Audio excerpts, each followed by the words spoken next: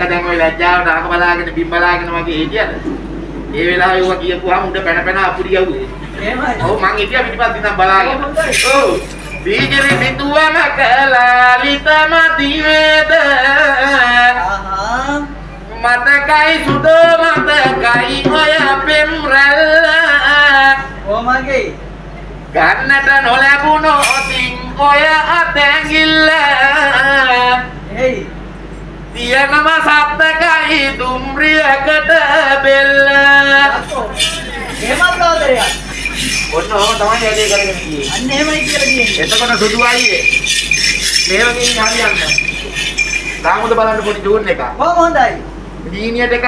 ජීනියට එකක්. කරගෙන යන්න එකක්. අන්න හරි. ලා ලා ලා ලා ලා ලා ලා ලා අපෝට් එකකින් නෑනේ බං. ඒක පැත්තකින් දාලා බුදුන් මේ දරුවෝ එහෙම ඉන්න කට්ටිය බිම අතහැරලා දාලා පොන්ති කල්ලා වීදි කරලා අන්න එහෙම සපෝට් එකක් දෙන්න. එහෙම සපෝට් එක දෙන්න ඕනේ. අපෝ හොදේ. ලා ලා ලා ලා ලා ලා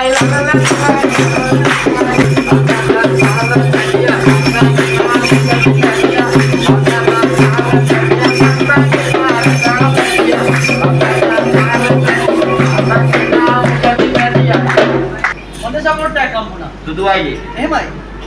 පොඩි පොඩි කවියක් තියෙනවා කියන්න හිතනවා. පොඩි පොඩි කවියක්. පොඩි පොඩි කවියක්. අගේ කියමු. ආතර ගගේ ඉන්න කිකිලිගේ පැටියා. යම් අලුත් version එකද ඒ?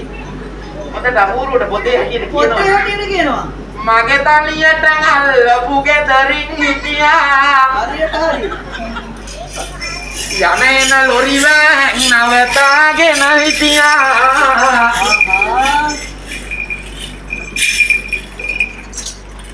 නිවිනොකයි මාතර කිඹුලිගේ පැටියා. ඉතින් පටන් ගත්ත කිඹුලන් ඉවර කරා.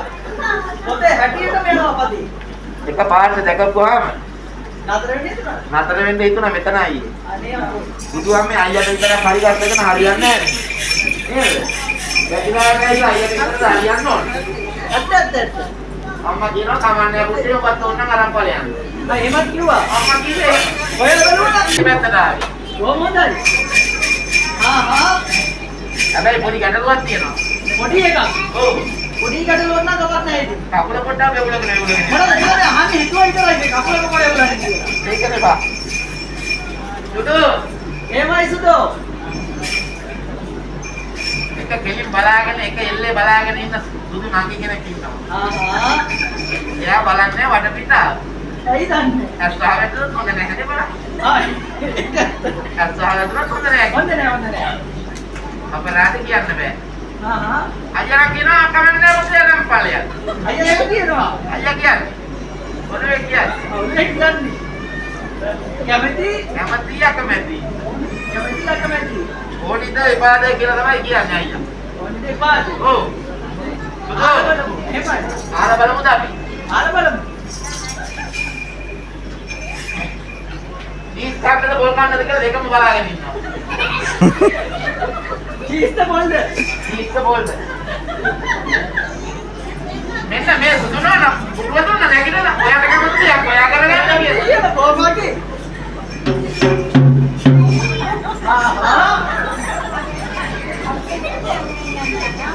සාන්තව අම්මා කියනවා මගේ නම් හිතේ දෙන්නම දෙන්න කියලා.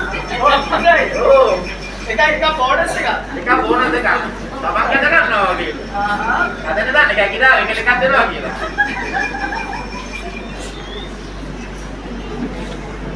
ඔය කිව්වට කැමති පුතේ? ඕනිද? එපාද? ඕනෙමද? සුදුයි. පොඩි කවියක් තියෙනවා කියලා එන්න තමයි. පොඩි දෙයක් පුළුවන් මේ නේද? පුළුවන්. අයිතිකාරය හිටියොත් මට ගැහුවොත් ඔබ බේර ගන්නවද? මොකක්ද කරමු බං? දෙන්නම් කුටි ගන්න. එහෙනම් මගේ වෙනුවට ඔබ කුටි කා ගන්නවද? මගේ දෙපත් ආවනේ. නිල්හදේ ඉරු බැස යන වෙලාවට විකට යත තියක් බර කල්පනාවක ඉන්නා විටදි තනියම හුදකලාවක එන්නද ගෙදර කවුරුත් නැති වෙලාවට එයා කැමති.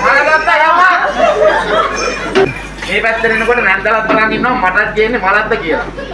මටත් දෙයිද මටත් දෙයිද මටත් දෙයිද ඒ මොන්දයි සිදුවම් ඉතර කරන්න දෙයක් නැහැ.